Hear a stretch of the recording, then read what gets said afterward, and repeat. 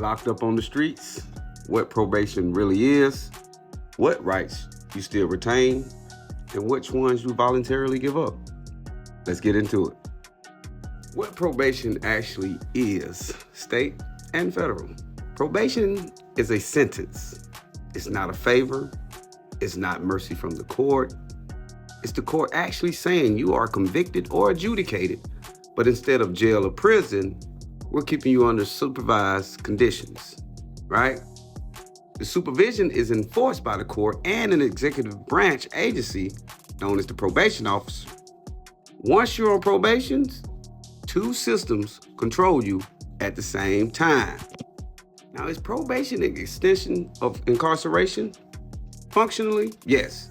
Legally, it's called conditional liberty, right? Courts have repeatedly held that people on probation do not enjoy the same level of constitutional protections as ordinary citizens and are still considered in custody for legal purposes in many contexts. You are not free. You are temporarily tolerated under rules. Now here's a list of the rights that are restricted when you're on probation. All right, the main one, your Fourth Amendment right, the right to search and seizure. It's severely weakened, right? This is the biggest one people don't understand because when you're on probation, you may be subject to warrantless searches, searches without probable cause, searches based on reasonable suspicion, or even administrative authority. Your home, your phone, your car, and your person can be searched depending on your conditions, right? You don't lose your Fourth Amendment right. You just agreed to a narrow version of it. All right, your First Amendment right. Now, you generally still have the freedom of speech, but no contact orders limits association. So that means you can't be around people who are still on probation or perhaps a convicted felon, right? Social media use may be monitored. Speech that violates conditions, harassments, threats, gang activity can be punished without new criminal charges, okay? Your Second Amendment right, man, it is almost always gone, right? Firearm possession is usually prohibited. In federal cases, it's almost absolute. Even constructive possession, meaning being near a firearm, can violate probation, right? Now, your Fifth Amendment right is dangerously misunderstood. You still have the right against self-incrimination, but you're often required to answer probation questions truthfully. Lying is a violation. Silence can sometimes be treated as non-compliance. This creates a legal trap. Answer honestly, risk new charges. Stay silent, risk a violation. And last but not least, due process. It's severely reduced.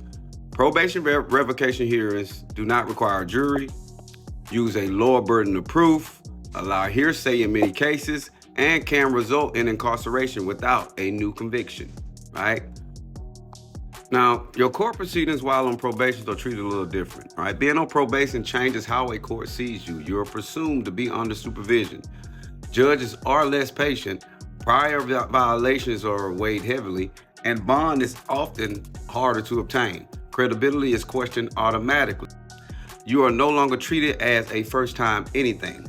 The uncomfortable truth is probation is sold as mercy, but operate as leverage.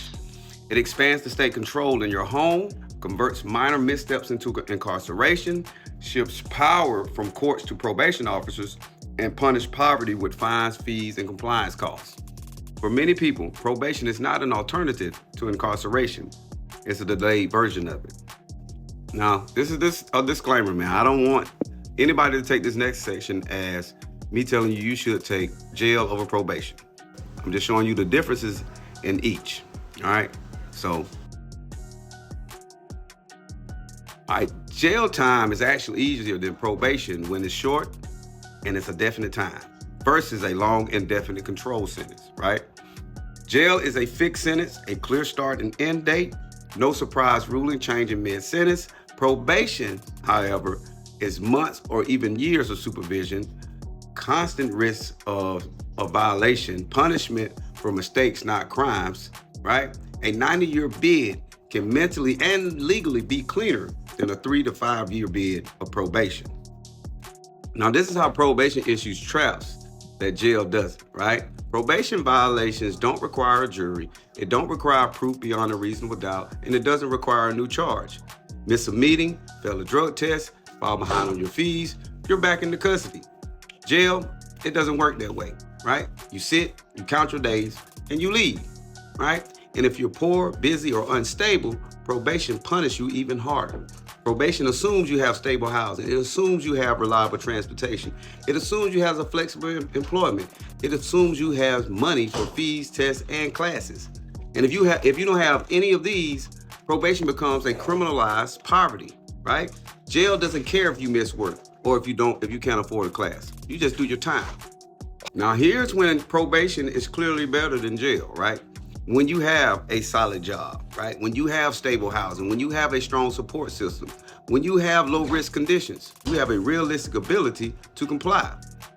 And if jail would cost you your livelihood, immigration consequences are involved, and the probation terms are short and narrowly conditioned, then probation is definitely a better situation than going to jail, right?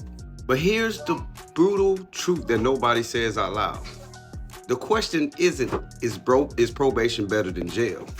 The real question is, can you realistically survive probation without violating? If the answer is no, then probation is just delayed incarceration with extra steps. And at the end of the day, we all sign up for probation. Probation is voluntarily consent. You do not have to take on the extra steps, the retrieve constitutional rights. You can do the time. But just note that when you do agree to these terms, you agree to those conditions. So I don't condone anyone getting into trouble or even getting on probation. If you take my advice, I try to stay out those courtrooms as much as possible. But just keep in mind that probation is voluntary. It's not something that's forced upon you. It's not something that you have to take. But just know, if you do take it, everything I just stated before will apply. Hope this helps. Y'all stay rocking with me. Lamar King, Senior Investigator, Analyst, New Media, where the truth will never be silenced. Be great today. Peace.